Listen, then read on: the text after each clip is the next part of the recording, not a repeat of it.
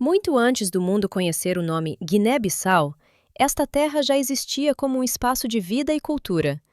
Povos como os Balantas, Fulas, Mandingas, Manjacos, Papéis, Bijagós, Nalos e Beafadas viviam em harmonia com a natureza.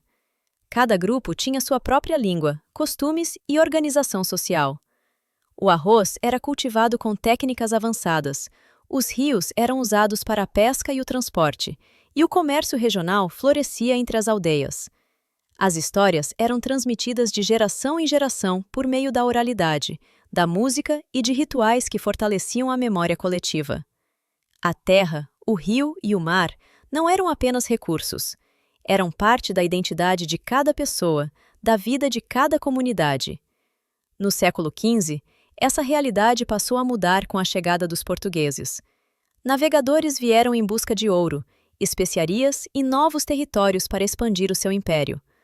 O contato inicial gerou curiosidade mútua, trocas comerciais e alianças temporárias. Mas, rapidamente, a relação se transformou em exploração.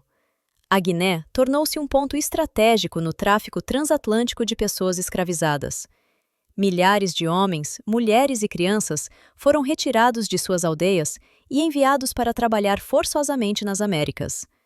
Essa violência marcou profundamente a população, que viu comunidades destruídas e culturas ameaçadas de desaparecer. Durante séculos, a colonização portuguesa moldou a vida no território. A administração colonial impôs tributos, trabalho forçado e exclusão da população africana das decisões políticas. A educação estava reservada a poucos, a economia local foi reorganizada para servir o império, e qualquer resistência era reprimida com violência. Apesar disso, a identidade guineense sobreviveu. Línguas, tradições e valores continuaram vivos nas aldeias, nos campos e nos lares. No século XX, o mundo mudava rapidamente. A descolonização em África estava prestes a começar.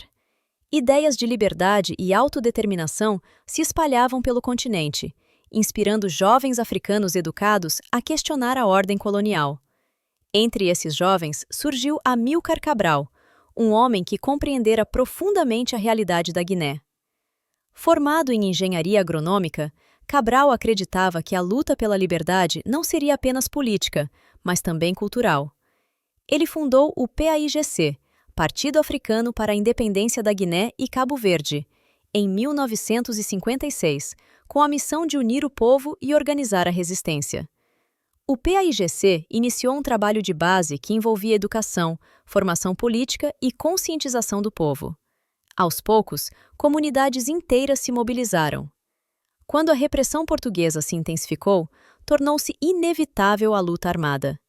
Em 1963, começou a Guerra de Libertação Nacional. Diferente de muitas outras guerras, esta também era uma guerra de consciência.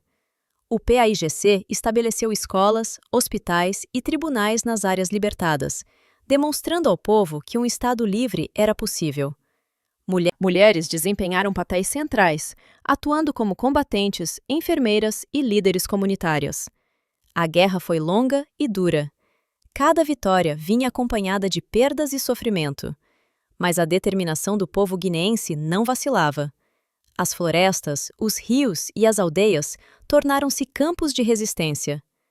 A luta ganhou reconhecimento internacional e a Guiné-Bissau tornou-se um símbolo da resistência africana contra o colonialismo. Em janeiro de 1973, Amílcar Cabral foi assassinado. A notícia abalou a todos, mas não interrompeu a luta. Pelo contrário, fortaleceu a determinação do povo.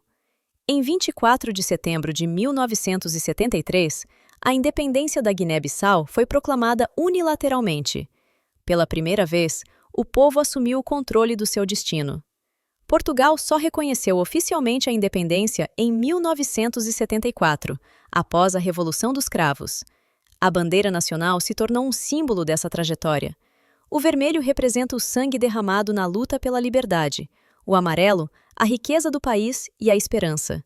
O verde, a terra fértil e a vida. E a estrela preta, a unidade africana e a liberdade conquistada. Cada cor carrega história e memória, lembrando que a independência não foi apenas um ato político, mas uma conquista coletiva do povo. Após a independência, a Guiné-Bissau enfrentou desafios enormes. Golpes de Estado, instabilidade política, crises econômicas e dificuldades sociais testaram a jovem nação. Mas a identidade cultural se manteve viva. O crioulo se consolidou como língua de união, enquanto a música, a dança e a oralidade continuaram a transmitir histórias de resistência e orgulho. Hoje, a Guiné-Bissau é um país jovem e resiliente. A população é majoritariamente jovem e a cultura é rica e diversa. Apesar dos desafios, o povo guineense continua a lutar por dignidade, justiça e desenvolvimento. A história da Guiné-Bissau não se limita ao passado. Ela continua a ser escrita todos os dias, nos campos, nas escolas, nos mercados, na música e nos sonhos de cada cidadão. Porque a história da Guiné-Bissau não é apenas sobre colonização ou guerra. É sobre identidade, resistência, coragem e esperança. É a história de um povo que transformou o sofrimento em força e que continua a sonhar com um futuro melhor. Quer aprender matemática de um jeito divertido e interativo? Então confiram o MemoCip. É incrível para crianças e vocês vão se divertir enquanto aprendem.